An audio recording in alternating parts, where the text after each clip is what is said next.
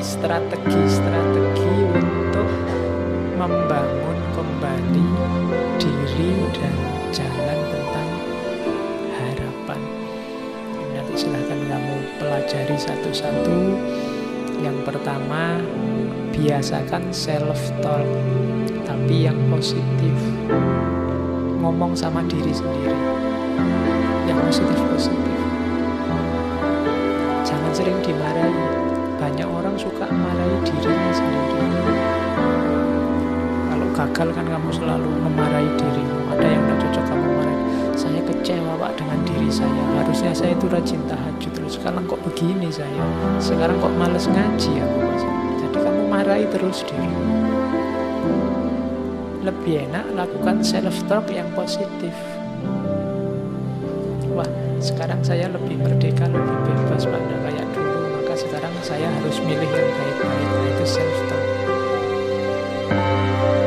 Saya pasti bisa kok Pak. Saya mampu pasti. Nah, itu self-talk. Kayak saya contohkan kalau kamu nonton TV acara Benteng Takeshi itu kan kalau mau loncat orangnya, aku pasti bisa gitu. Ya, pokoknya aku mampu. Terus lari-lari kecemplung, enggak apa-apa, tapi kan sudah positif mentalnya sejak awal.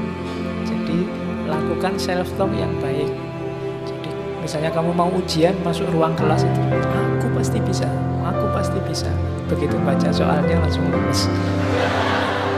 Oke. Terus refleksi tentang kesulitan. Kira-kira yang menghambatku apa? Tidak apa-apa. Oh, aku ingin sih kumlot, tapi mungkin ini akan menghambat. Terus memikirkan target tadi sebagai tantangan.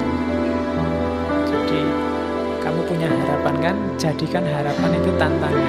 Orang itu kan kalau ditantang biasanya lebih gairah, lebih ganas. Jadikan harapanmu adalah tantangan dalam hidup. Terus pikirkan kembali kesuksesan masa lampau. Bayangkan dulu kamu sukses kan seneng. Besok ketika kamu sukses pasti seneng bahkan double. Dulu kamu lulus SMA senengnya seperti apa sampai kamu nyoret-nyoret baju.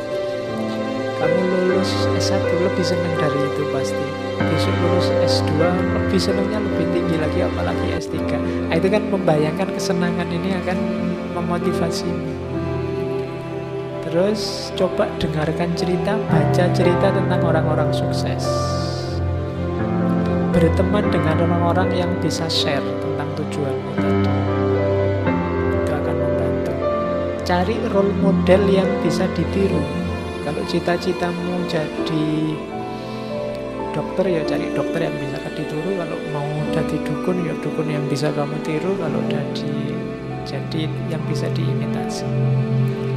Terus kalau ini di luar itu tapi penting, makan, olahraga, istirahat. Karena kamu butuh tenaga. Kalau ini tidak usah dipikir, dijalani saja. Pendukung utamanya itu kurang istirahat sangat berpengaruh, apalagi kurang makan. Olahraga maksudnya arahnya ke kesehatan. 3 hal itu, jaga kesehatan.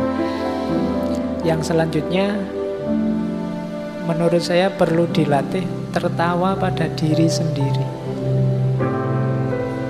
terutama pada saat kamu stuck itu macet. Ketawakanlah betapa lucunya dirimu. Jadi tadi kan saya bilang banyak orang memarahi dirinya sendiri, mending kamu tertawai dirimu sendiri. Ya meskipun tidak harus sambil ngakak-ngakak, ngekek-ngekek, nggak ada apa-apa, ketawa sendiri. Kok ketawa sendiri? Aku menertawai diriku sendiri, tidak begitu. Jadi maksudnya jangan serem-serem sama dirimu sendiri. Sebelum kamu senyum keluar, senyumlah ke dalam. Yang ramah sama dirimu sendiri.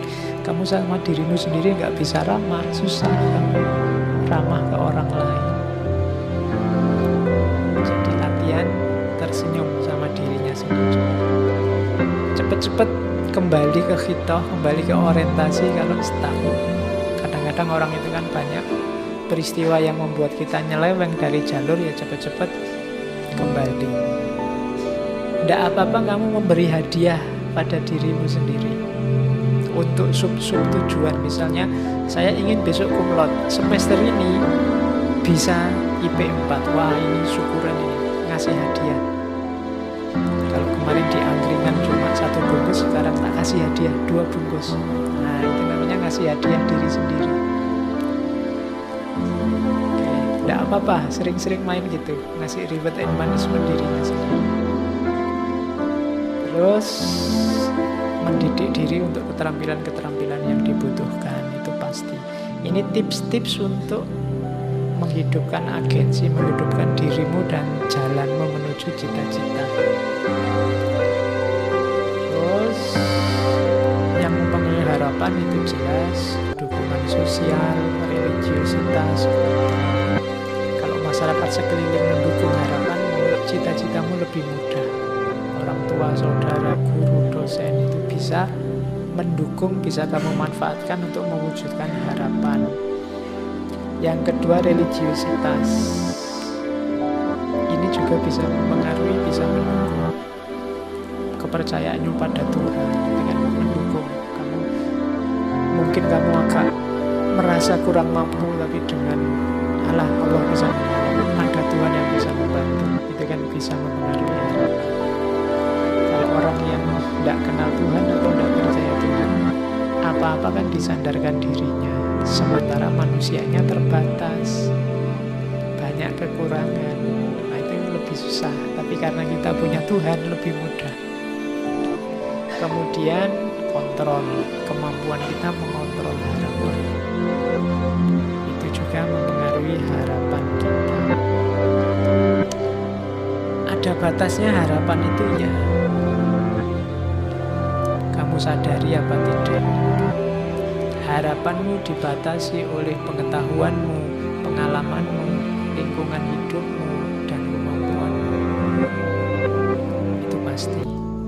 Kenapa kamu mengharapkan itu? Ya karena itu yang kamu tahu, itu yang kamu bisa, itu yang pernah kamu alami. Kamu sadari atau tidak? Itulah batasnya harapan sebenarnya. Yang kedua, batasnya harapan itu usaha. Maksudnya usaha itu apa? Setinggi apapun harapanmu, sejauh apapun harapanmu, kuncinya tidak pada yang tinggi atau yang jauh itu, tapi pada usaha. Jadi harapan itu penting, baik, tapi kuncinya ada di usahanya. Yang ketiga, kepercayaan pada dirimu sendiri, pada masyarakatmu, pada Tuhan. Itulah batas harapan. Jadi kalau ada yang tanya, apa batas harapan? Itu pengetahuan, pengalaman, lingkungan, kemampuan, usaha, dan kepercayaan. Inilah yang membatasi, yang jadi pagernya harapan kita. Terus doa, kita masuk sebentar ke agama ya. Apa perannya doa? Pak, saya kan bisa berharap macam-macam, nanti ditambahi doa kan beres. Enggak, doa itu pendukung, penguat. Usaha itu yang mewujudkan. Kenapa harus ditambahi doa? Ini sebenarnya kajian psikologi agama. Karena manusia itu punya ciri terbatas. Kemampuan pengetahuannya terbatas, kemampuan pengalamannya terbatas, kemampuan dirinya terbatas. Yang kedua, manusia itu labil. Katanya A, besok itu. Kalau ditanya siapa favoritmu, saya favorit yang itu loh Pak. Nanti besok ganti itu, oh ganti Pak, saya favoritnya yang itu. Jadi idolamu kan terus macam-macam jadi banyak. Kita ini sering labil, berubah-ubah terus. Orang mau apa, maunya kamu ke sana. Sekarang kemarin kamu cita-citamu jadi guru, dosen. Sekarang IT-nya canggih, saya ingin jadi YouTuber Pak sekarang Pak. Terus IT-nya, itu kan labil, berubah-ubah terus. Itu manusia. Jadi dia terbatas, lemah, labil, kemudian langka itu dia berhadapan dengan kematian. Dia tidak ada terus. Dan ini hubungannya nanti sama Tuhan. Makanya orang perlu berdoa. Manusia tidak bisa ngontrol perbuatannya sampai akhir. Yang saya bisa itu cuma minum.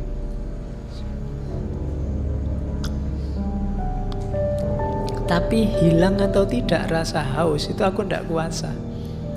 Aku hanya pasrah pada mekanisme tubuhku yang itu ya kontrolnya langsung sama Allah. Kalau Allah ngasih rasa puas, legalah aku dan tidak ingin minum lagi. Makanya ada orang sudah minum banyak masih haus. Karena itu yang nanti oleh Ghazali diadopsi jadi konsep teologinya bahwa sebab akibat itu tidak ada. Yang ada sekuen-sekuen peristiwa yang penentunya Allah. Jadi doa itu adanya di situ. Ternyata kita tidak kuasa 100% atas usaha kita. Maka kita perlu berdoa, minta pada yang maha kuasa. Gunanya dua, selain minta mengabulkan keinginan kita, juga sebagai sandaran atas kelemahan kita.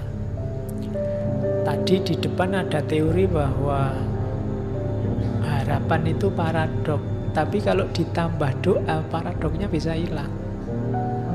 Kenapa? Kalau harapan tidak terpenuhi, bagi yang punya Tuhan gampang. Tuhan belum mengizinkan. Kamu bisa bersandar ke sana. Kita menginginkan, tapi kalau Allah punya keinginan yang berbeda, yang terwujud pasti keinginannya Allah juga. Kalau yang beragama punya sandaran, jadi bisa mengatasi tadi paradok harapan. Jadi harapan hubungannya sama usaha plus doa. Itu makanya Allah itu sangat sayang pada kita. Bahkan untuk berdoa pun kita dikasih momen minimal sehari 5 kali. Dan boleh kamu tambah sebanyak apapun kamu mau untuk bertemu dan meminta. Bahkan Allah yang merintahmu untuk berdoa, kan harusnya kamu yang berinisiatif berdoa. Tapi ud'uni astajib lakum, berdoalah pasti tak jawab. Nah itu kan yang maha kuasa yang mengundangmu untuk berdoa. Karena Allah ngerti benar situasi konkret kehidupan kita, yang tanpa dia kita tidak ada apa-apanya.